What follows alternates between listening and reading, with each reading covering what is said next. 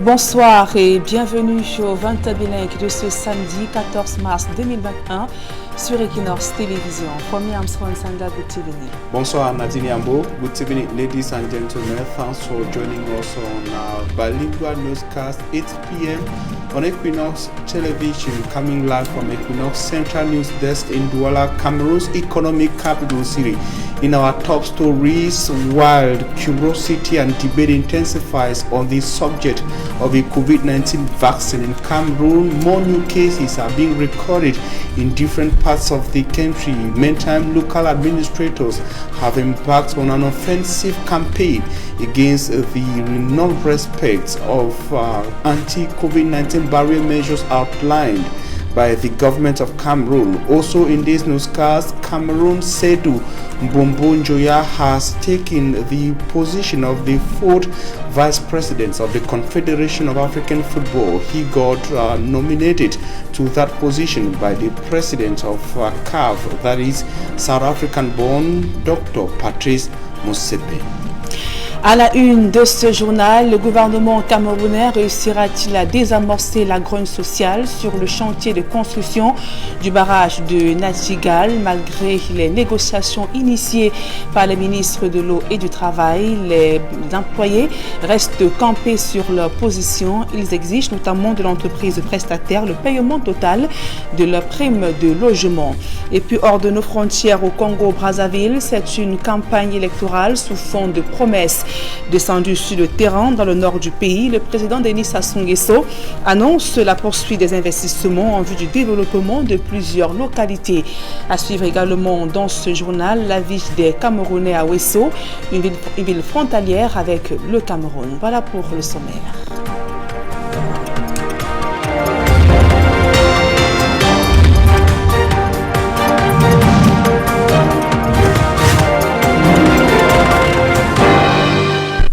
Mesdames, Messieurs, une fois encore, bonsoir et merci d'honorer ce rendez-vous de l'information sur Equinox Télévision. Nous mettons le cap sur le Congo-Brazzaville en ouverture de ce journal. Sur le terrain de la campagne électorale dans ce pays, le président Denis Sassou Nguesso s'est rendu dans le nord du pays et dans les deux premières étapes dans le département de Likwala et de Sanga. Il a donc réitéré son ambition de poursuivre les investissements pour améliorer les infrastructures, et tandis qu'à Ouesso, il promet de faire de cette ville une zone économique spéciale. Carlos Minoué et Gizogo, nos envoyés spéciaux. Dans les départements de la Likwala et de la Sanga, respectivement à Ifondo et à Ouesso, à Angers-de-Pierre du Cameroun, le président candidat Denis Sassou Nguesso commence à humer ses terres dans le nord de la République du Congo, dont il est originaire. Cela voudrait dire que les demandes sont encore plus fortes et plus pressantes ici, comme on l'entend, à travers certaines revendications pour l'amélioration du quotidien des populations. Nous avons l'envie d'avoir la lumière ici, 24 heures sur 24 heures, tellement ce qu'il a dit le président. On a aussi l'envie d'avoir le pont de Sambala et Bissambi.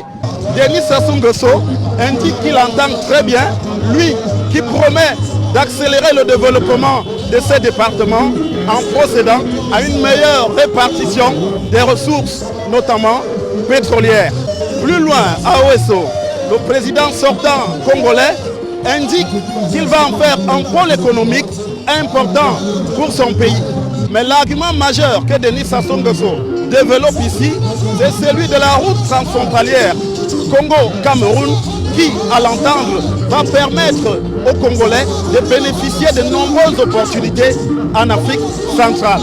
À tous ces engagements, les Congolais, du moins les partisans du président sortant, indiquent qu'ils adhèrent entièrement et croient fermement en la victoire de leur champion. On a toujours fait confiance au président, c'est quelqu'un de très pragmatique et je pense qu'il va toujours dans cette lancée réaliser ce qu'il a promis. Nous, jeunes de la majorité présidentielle de la Sanga, sommes plus que jamais engagés et déterminés à terrasser l'adversaire et à vous octroyer une écrasante victoire dès le premier tour de l'élection. C'est une campagne de proximité. On sent un président proche de son peuple un président qui a envie d'apporter quelque chose de plus précis à son peuple. Il connaît bien son pays et vous-même vous voyez l'engouement national, l'engouement ici. Le nord du Congo, dans la campagne électorale du président sortant Denis Sassou Nguesso, devrait également abriter un point d'attraction, c'est celui de sa localité, Oyo, dans quelques heures maintenant.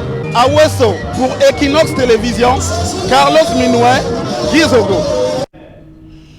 Et nous restons à Ouesso justement, on y vit une forte communauté camerounaise. De nombreux jeunes sans emploi ont fui leur pays, le Cameroun, pour trouver refuge dans cette localité, ville frontalière avec le Cameroun. Dans leur nouvelle vie, plusieurs affirment avoir trouvé leur compte grâce aux activités commerciales. Et quelques-uns ont été rencontrés par nos reporters Eric Watat et Gladys Didier, bien sûr nos envoyés spéciaux.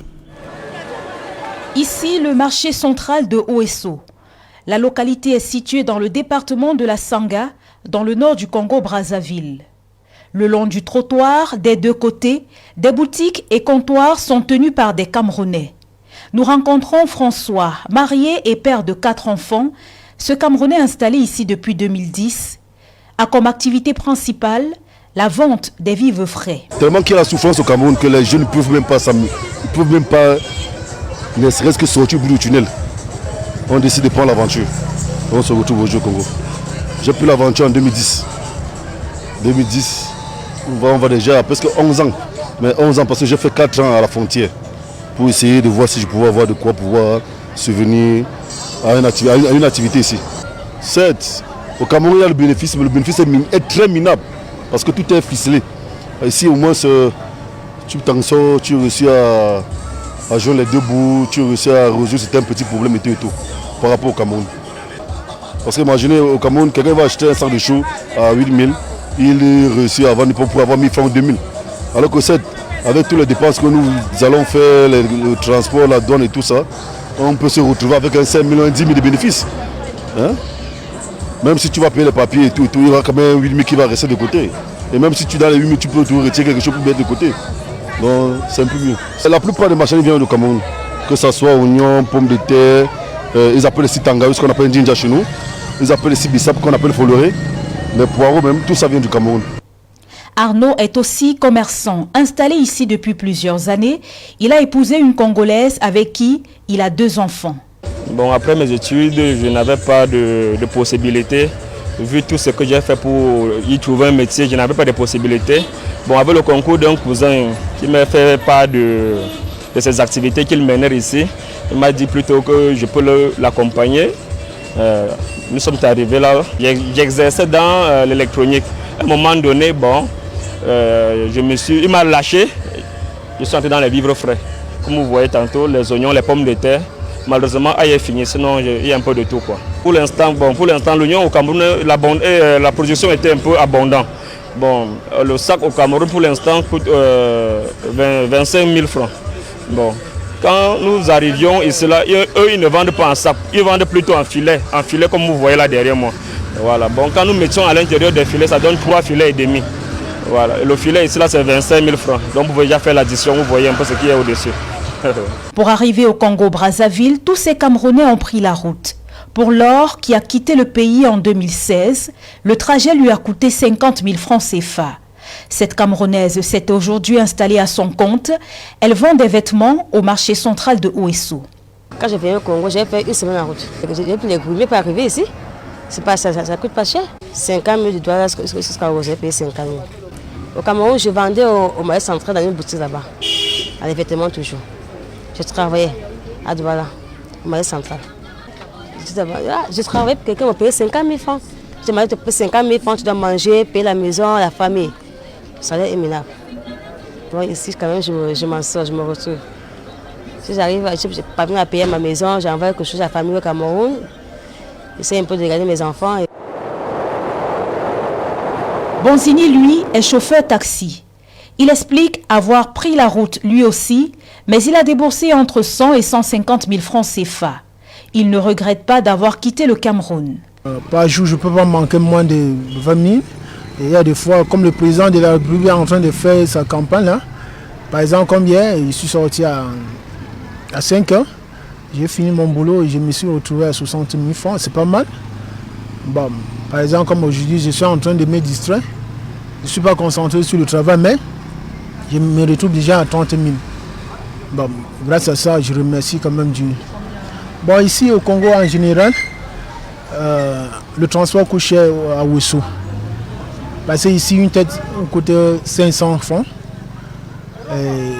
Si tu as 5 personnes, tu as tes 2500 francs. Pas de débat. Et pas question que la distance est courte, la distance est loin. Non, non, non.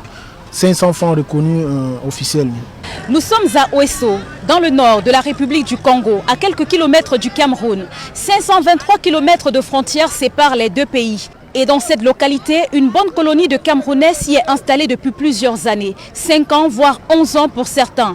Ils disent avoir fui le Cameroun en raison de la situation économique et désormais, ils trouvent leur compte à Ouesso. Le pouvoir d'achat étant plus élevé qu'au Cameroun, ils ont la possibilité de pouvoir subvenir à leurs besoins et à ceux de leur famille. Ils se sont lancés dans des activités commerciales et aujourd'hui, ils n'ont plus envie de quitter le Congo-Brazzaville pour retourner au Cameroun. Même si certains ont parfois la nostalgie du pays, ils disent qu'ils se sentent bien à Ouesso, comme d'autres Camerounais qui sont installés dans le Congo-Brazzaville de manière générale. Sur le terrain de la campagne électorale au Congo-Brazzaville en vue des élections du 21 mars 2021, envoyés spéciaux pour Equinox Télévision, nous sommes Eric Florent Ouattat, Carlos Minoué, Guizogo, Gladys Sidje. L'actualité à présent sur le plan local. Le travail reprendra-t-il finalement sur le chantier de construction du barrage de Natiga lundi prochain? Rien n'est sûr au sorti de la séance de travail que vient de tenir avec le gouvernement, avec les représentants des travailleurs. Ces derniers exigent le paiement d'au moins 50% de la prime de logement, ce à quoi l'entreprise prestataire s'y oppose en proposant seulement 25%. Les négociations initiées avec le gouvernement devraient s'achever d'ici le 16 avril prochain. D'autres précisions dans ce reportage de Charles Mélinguier et de Marcelin Gansop. Les discussions se sont cristallisées sur le paiement de l'indemnité de logement. À peine les membres du gouvernement ont-ils achevé la restitution des travaux tenus à huis clos que des voix se sont élevées parmi les travailleurs pour y opposer une fin de non-recevoir, malgré la forte militarisation de la zone.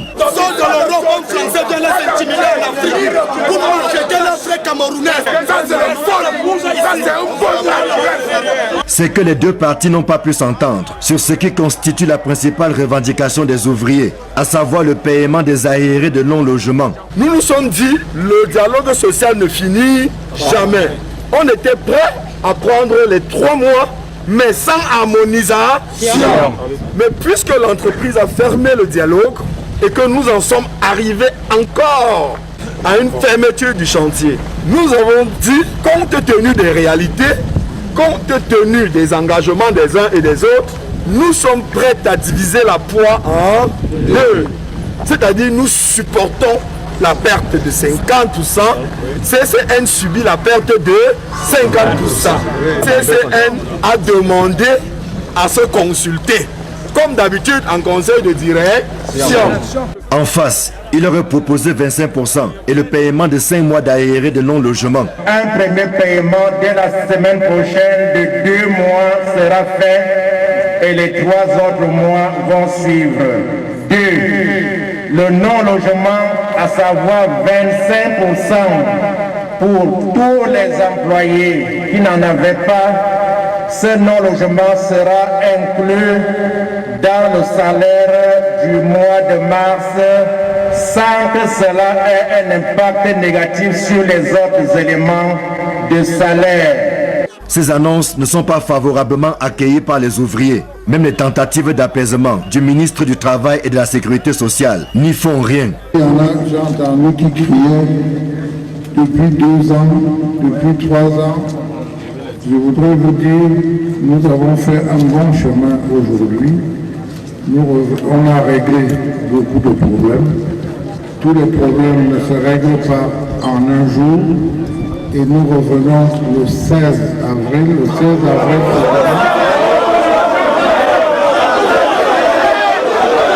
C'est dans ce grabuge que s'est achevée la visite qui était censée ramener le calme sur le chantier de construction du barrage de Nartigal. Le gouvernement annonce la reprise du travail le lundi 15 mars et une nouvelle descente sur le site le 16 avril. Quant aux 1350 travailleurs, ils sont repartis, cercueil sur la tête, prêts à porter leur croix jusqu'à la satisfaction totale de leurs revendications. Rendez-vous lundi 15 mars pour voir s'ils ont cédé ou pas. Et dans le secteur de l'entrepreneuriat, moins de 50% de femmes opèrent dans ce secteur, ce domaine, et plus d'un tiers dans le secteur informel. Et pour booster l'envie des jeunes femmes à s'intéresser à l'auto-emploi ainsi qu'à réduire l'écart, des membres de la société civile ont réuni à Douala des jeunes femmes entrepreneurs pour une session d'échange et de formation afin de les inviter à transcender les clivages sexuels pour se hisser au sommet de la société. Le reportage de Warren Zede et Seding Ding. Selon une étude menée par le Centre des recherches en économie et sondage, moins de 50% des femmes au Cameroun travaillent à leur propre compte, dont plus des 2 tiers dans le secteur informel. Une problématique sur comment booster l'entrepreneuriat féminin dans un secteur fortement dominé par la gente masculine qui a réuni les membres de l'association des jeunes amateurs de l'entrepreneuriat. Entre l'homme et la femme, il existe une relation de complémentarité que nous avons voulu célébrer aujourd'hui à travers la femme. La femme, nous sommes une association de jeunes entrepreneurs et la femme également a son rôle à jouer dans les questions d'entrepreneuriat. Aujourd'hui, la plus grande puissance mondiale, l'une des plus grandes puissances mondiales, l'Allemagne est dirigée par une femme. Nous voulons également que, à l'instar des femmes comme Madame Kate Fotso, qui sont déjà des femmes à la réputation entrepreneuriale établie, que les jeunes filles s'engagent également dans cette voie-là. Des échanges qui ont réuni des expertes dans le domaine de l'entrepreneuriat, venus apporter leur expertise aux jeunes femmes désireuses de se lancer sur le marché de l'auto-emploi. Malgré les vicissitudes que connaît ce secteur, trop longtemps resté la chasse gardée de la gente masculine. Le conseil que je les ai donné, c'est qu'elle ne doit pas avoir peur. Elle doit être audacieuse. Elle doit être déterminante, de crier pour eux, d'observer autour d'eux, de regarder ce qu'ils peuvent faire, apporter une solution à un problème qui est autour d'eux. Nous sommes dans une société qui est encore très vierge. Il y a beaucoup de problèmes au Cameroun, beaucoup de problèmes à Douala, même là où nous vivons, et que si elles regardent un peu autour, elles vont se trouver cet emploi.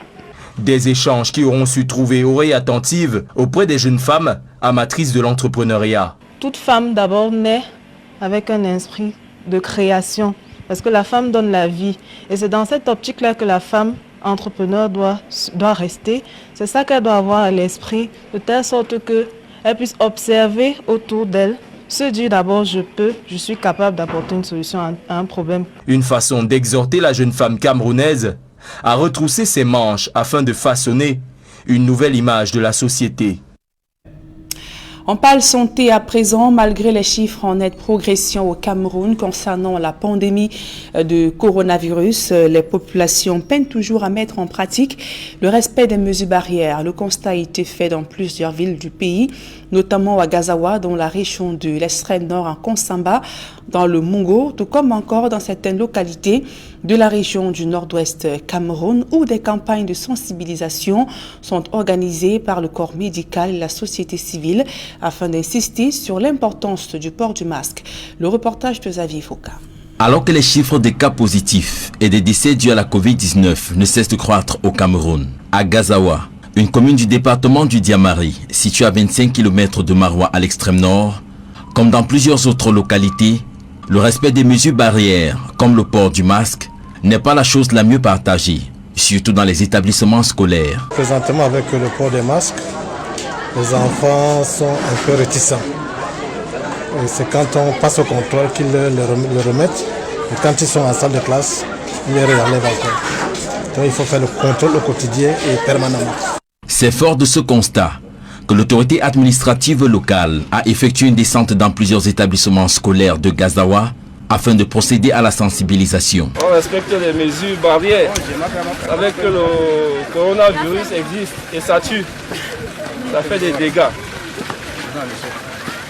Il faut arborer vos cache-nez. À cette occasion, élèves et enseignants du lycée et du CETIC de Gazawa ont été testés à la Covid-19 Et ces institutions ont également reçu du matériel de protection et du lavage des mains. Une opération qui doit se poursuivre, selon le maire de la commune de Gazawa. Comme maintenant la maladie a réapparu plus fort qu'avant, nous avons pris des mesures. On a doté des écoles de savons, on leur a donné des savons, des cache-nez. Donc on continue dans toutes les écoles de l'arrondissement de Gazawa. On va aller dans le marché de Gazawa.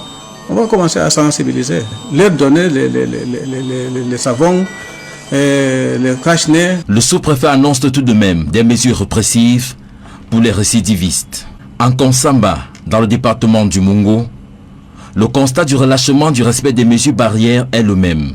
Conséquence, les chiffres sont alarmants. Quand on fait les chiffres depuis l'année dernière dans notre hôpital et au niveau de Konsamba, entre janvier et au 11 mars que nous sommes, il y a eu plus de chiffres additionnés que l'année dernière. Autrement dit, dans la ville de Konsamba actuellement, nous sommes à près de 200 cas dépistés Covid. Nous avons eu un décès. Dans le nord-ouest, où 563 nouvelles personnes ont été testées positives et a enregistré 12 décès, le constat est le même. Dans les bus de transport et dans les rues, on compte sur une main ceux qui portent un cache-nez. Vu la gravité de la situation et dans le souci de freiner la propagation de la Covid-19, en attendant l'arrivée du vaccin, le gouvernement camerounais encourage les testings massifs et le respect scrupuleux des mesures barrières.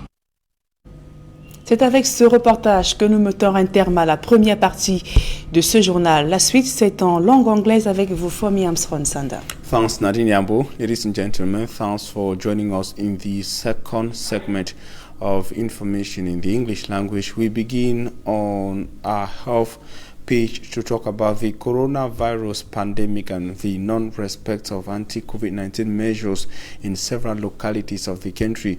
We begin in Konsamba, where the non-respect of anti-COVID-19 measures in Konsamba of the Mungo division of the littoral region of Cameroon is said to be alarming, a situation that has pushed administrative officials on an offensive.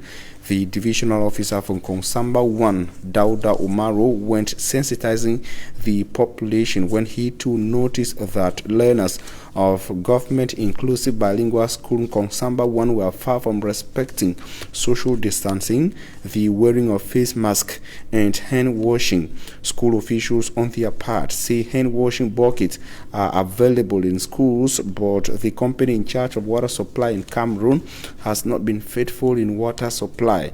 They say taps in Konsamba have been dry for several weeks.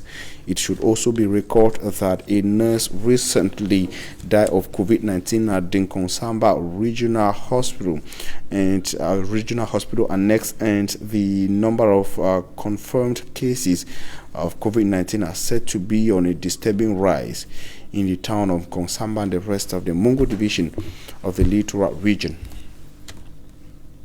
And a similar observation is made in the Far North region of Cameroon, in the locality of Gazawa, which is in Gazawa subdivision of the Diamaro division, Far North region of the country.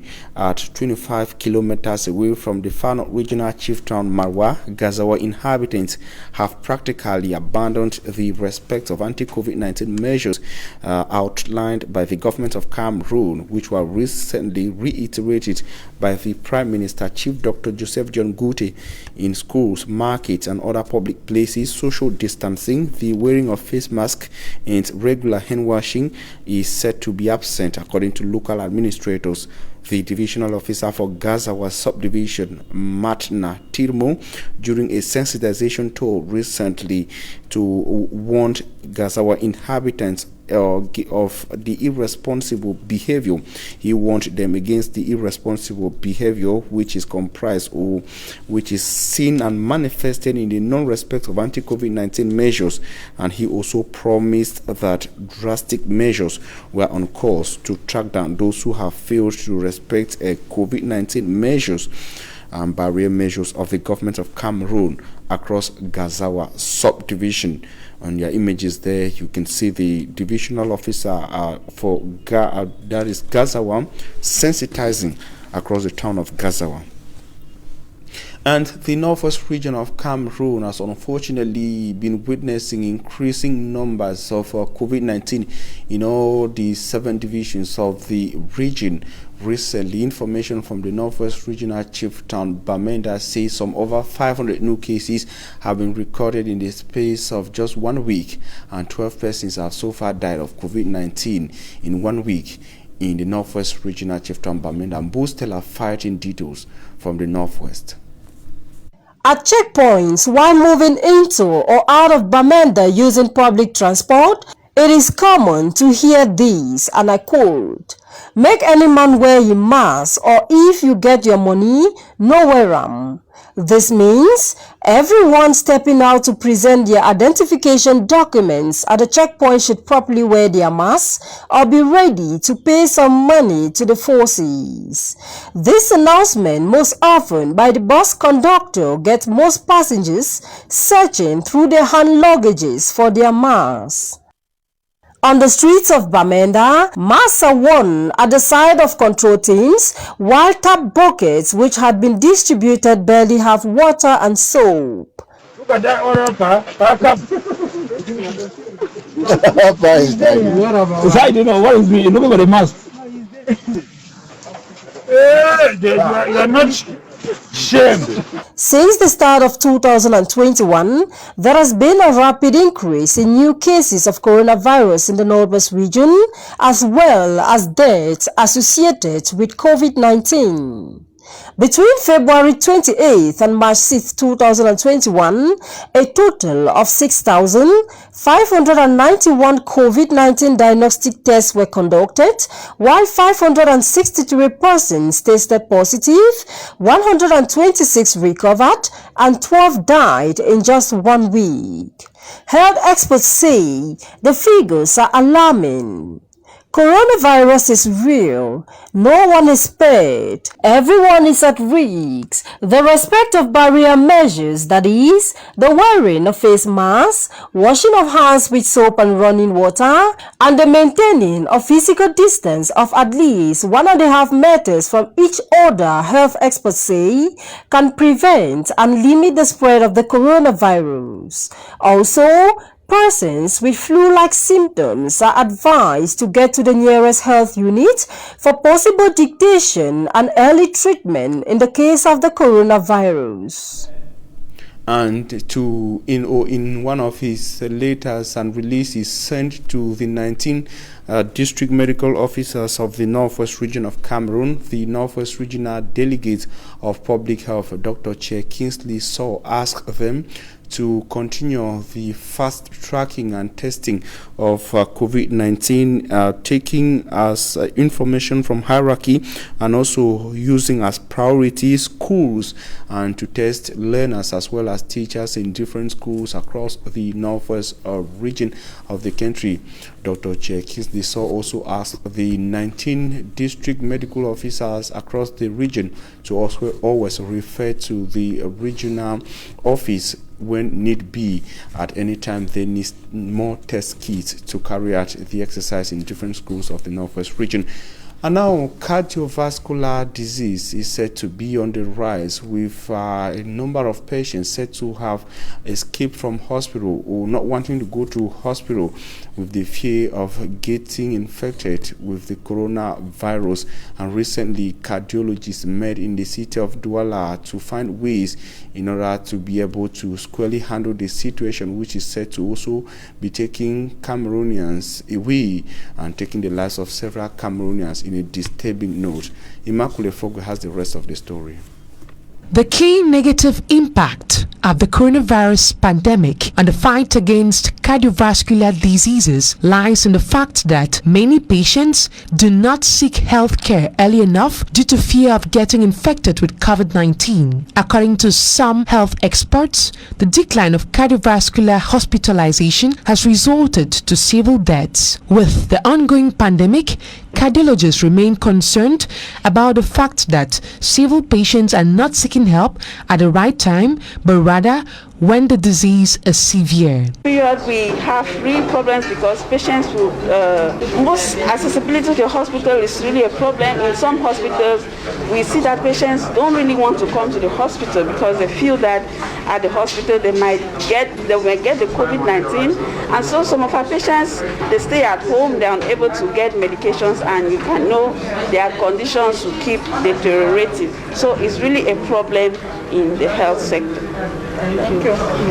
It is against this backdrop that cardiologists in West and Central Africa brainstormed on how to address the situation. The 12th edition of the Scientific Congress of the Cameroon Cardiac Society had as theme the management of cardiovascular diseases in the context of COVID-19. We discussed how to detect these conditions, how to manage them in order to reduce the mortality of our patients who are suffering from the COVID-19. We also targeted some key points like the management of cardiovascular emergencies. As you may know very well, if a patient develops a severe hypertension, it is an emergency. Or cardiac failure is also an emergency. Or a heart attack, it is an emergency. We have to manage these patients very well. So we updated our knowledge. Patients suffering with cardiovascular diseases are being urged to seek treatment as fast as possible in order to avoid the resurgence of other health complications. Immaculate Fogwe, and before we leave you, we take on one of our top stories, talking in sport, to say that Cameroon-born Sedum Mbombo Njoya has been appointed as CAF Vice President. The new Executive Committee of the Confederation of African Football has named Prince Sedum Mbombo Njoya as CAF Vice President. The President of the Cameroon Football Federation and CAF Executive Committee member replaces Fwazi Lekja, who leaves the vice presidential role after being voted into FIFA Council. The experienced administrator, who only knew he would be candidate in Governor's Executive Committee role 48 hours ago, is now the fifth most powerful man in African football. Mbombo Njoya is expected to return to Cameroon later tomorrow, Sunday, in a private jet alongside the newly elected CAF President Dr. Patrice Motsepe, a South African born. He steps into the vice presidential role barely 4 years after compatriot Issa Yato left the office of CAF's president after 28 years of service. Ladies and gentlemen, that sports information brings us to the end of the 8 p.m. bilingual newscast on Equinox Television. We thank you for your very keen attention. Nadine Yambo and I will leave you in the company of interesting programs on Equinox. Nadine, have a nice evening. Merci, Fomi Armstrong Sanda, fin de ce journal. Mesdames et messieurs, merci pour votre aimable attention et passez l'agréable moment en compagnie de nos programmes qui se poursuivent.